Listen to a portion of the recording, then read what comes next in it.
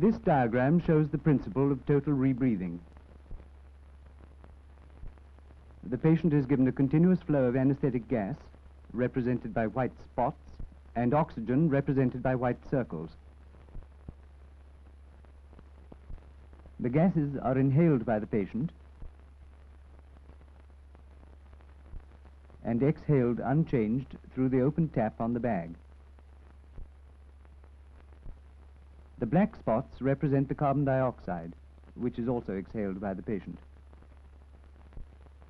We will now show the cycle. Gas and oxygen are breathed in from the bag and the machine. Gas and oxygen and carbon dioxide are breathed out into the bag. Some escapes through the open tap.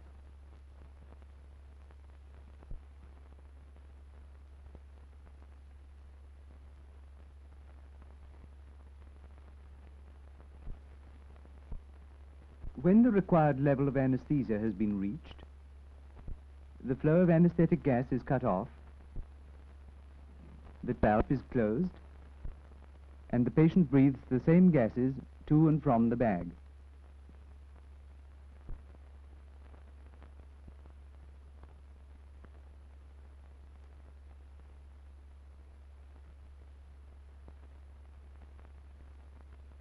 A small flow of oxygen must be given to replace what the patient is using up.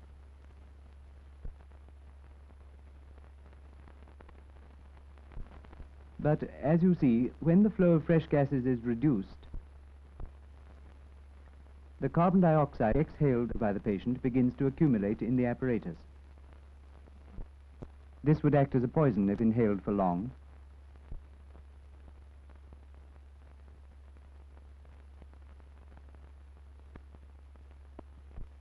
To overcome this, a canister of specially prepared soda lime is put between the mask and the rebreathing bag.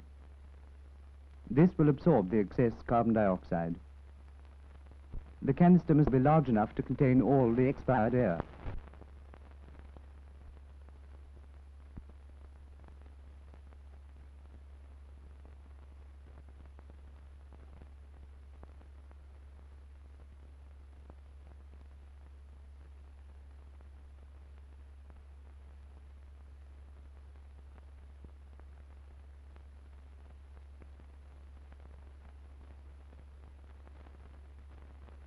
Here is one type of canister used.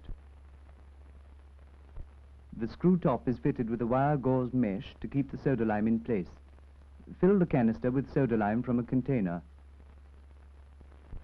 It must be packed tight, or there will be a space when it's turned on its side, through which some of the gases can pass, leading to incomplete absorption.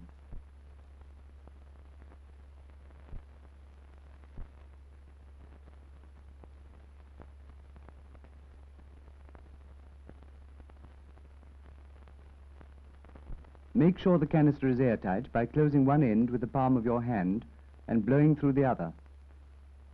Blow through again 2 or 3 times to clear out soda lime dust, which is irritating if inhaled. If you pour in a little water, the soda lime will reach maximum efficiency at once. The canister is now ready for use.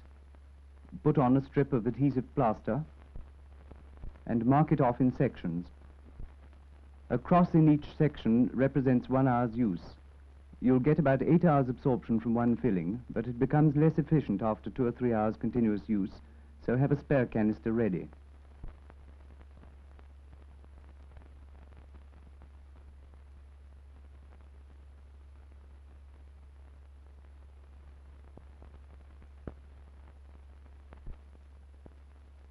The canister is placed between the rebreathing bag and the angle piece, to which the face mask is attached. The oxygen lead is attached to the angle piece.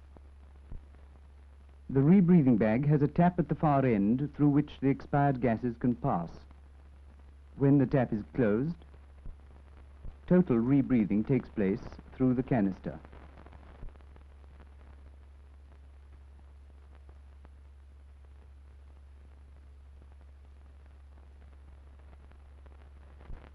Here you see the apparatus fitted on the patient. This single-phase apparatus works in exactly the same way as the diagram you've seen. The gas is passing over the soda lime during both expiration and inspiration.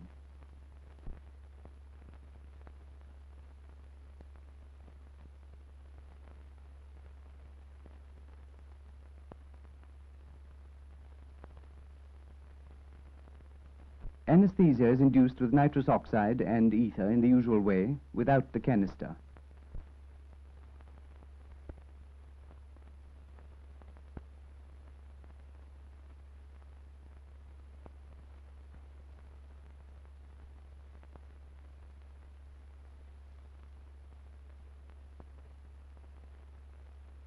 When the required level is reached, plug in the canister.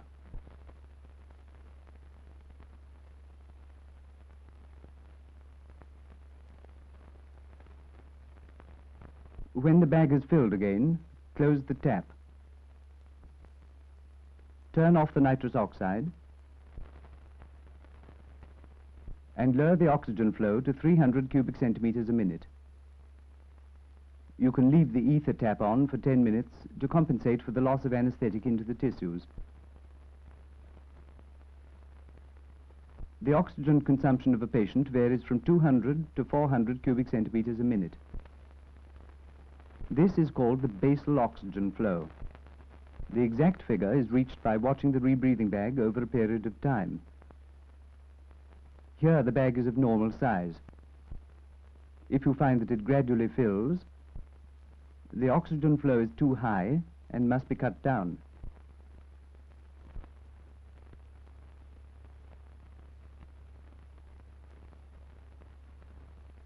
If the bag gets smaller and there's no leak,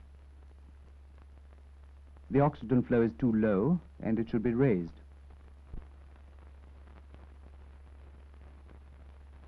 This is the simplest method of carbon dioxide absorption.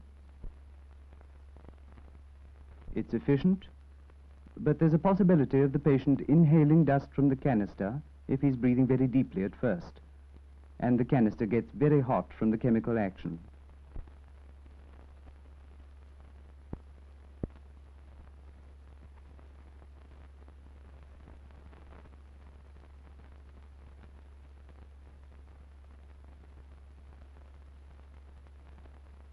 The alternative method is called closed-circuit or two-phase absorption. A narrow-bore tube for the fresh gases runs from the flow meters to the Y-piece. The rebreathing bag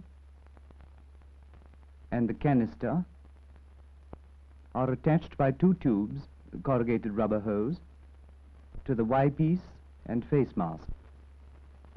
At one end of each tube is a directional valve, so that the patient expires through one tube and inspires through the other. Various circuits are possible, but this one is common.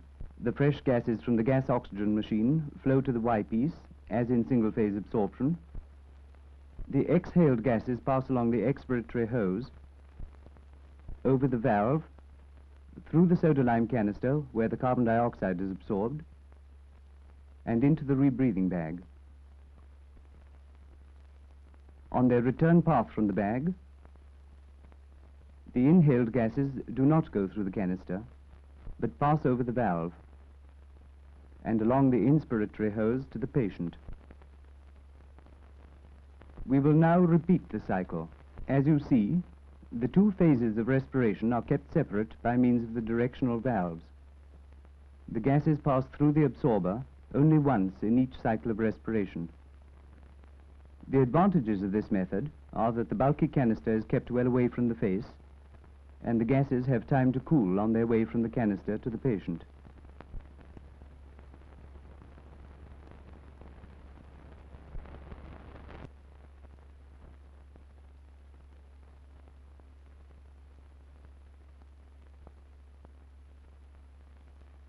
Here is the model you saw in the diagram, attached to the gas-oxygen machine. The fresh gases pass from the flow meters through this narrow bore tube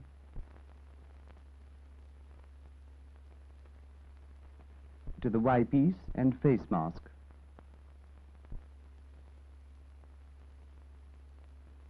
On the top of the canister are the directional valves. Here you see them working. An ether bottle is incorporated into the apparatus and placed between the rebreathing bag and the circuit. The flow of gases through the bottle is regulated by this tap.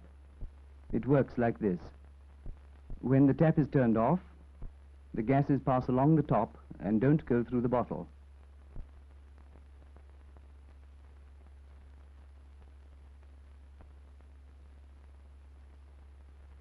When the tap is turned on, the gases pass down one side of this partition, through the wick, the lower end of which dips into the ether, and up the other side to the rebreathing bag.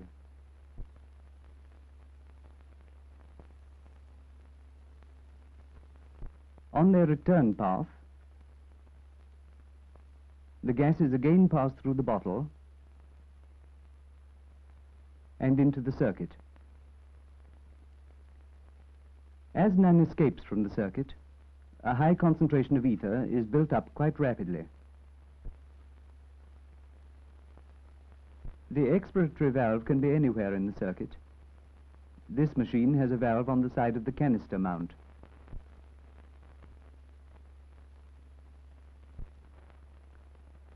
This dial indicates how many hours the absorber has been in use.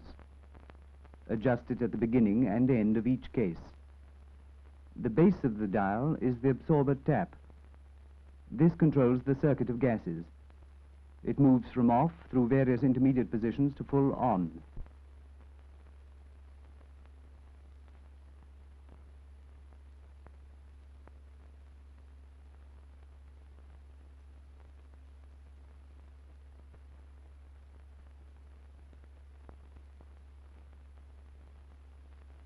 Two circuits are possible on this type of machine.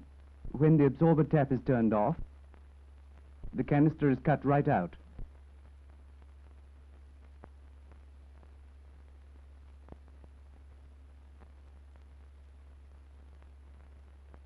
As the absorber tap is turned from off by degrees to full on, increasing proportions of gases are sent through the canister until complete absorption is reached when they are all passing through the canister.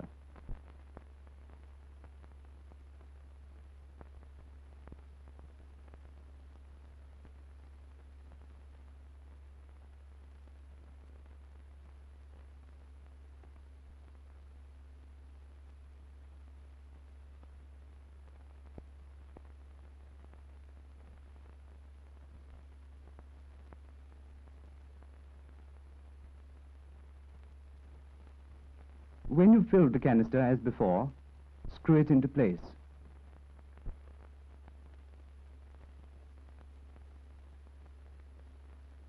This canister is fresh, so turn the dial to 0. Turn the absorber tap to off. Now induce anesthesia with nitrous oxide and oxygen in the usual way. The expiratory valve is left open for the first 5 minutes to wash out the nitrogen contained in the apparatus and the patient's lungs.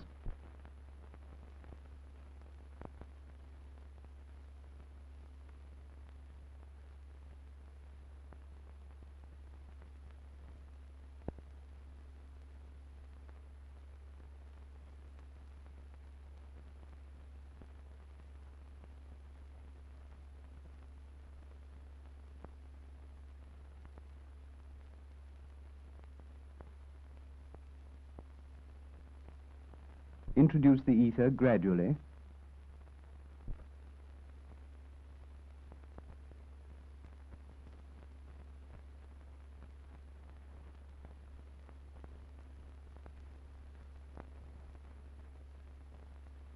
Now close the expiratory valve.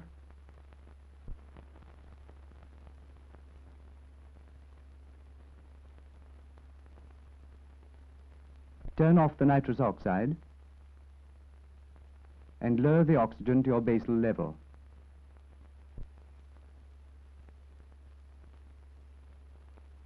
Bring the canister into the circuit by turning the absorber tap full on.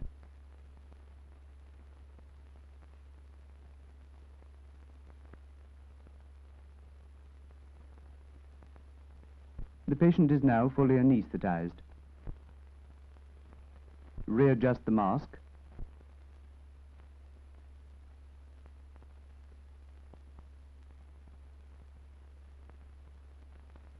Add more nitrous oxide and oxygen to fill the bag again. And turn off the ether vaporizer. Turn off the nitrous oxide and lower the oxygen again to your basal level. Once anesthesia has reached the required depth, it should, theoretically, remain at about the same level without addition of any more ether.